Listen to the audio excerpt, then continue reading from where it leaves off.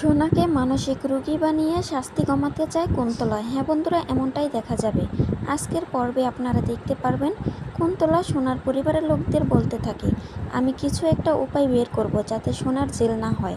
তখন সূর্য বলে, আমি সোনাকে আনতে যাচ্ছি। কথা শুনে তো কুন্তলা বলতে থাকে, আমাকে একটু ভরসা করুন না, এত উত্তেজিত হবেন না। তখন লাবণ্য বলতে থাকে, কেউ ইচ্ছে করে করছে। আমাদের যে দূরে ছিল সে এরকম জামা পরেছিল ঠিকই, কিন্তু এরকম ছিল না।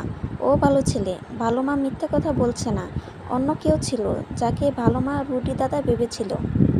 এই কথা শুনে তো কুন্তলা ভয় পেয়ে যায়। উর্মিকে ইশারা করতে উর্মি লাবণ্যকে নিয়ে চলে যেতে লাগলেই সূর্যের বাবা বলে যে ও ওইখানেই থাক।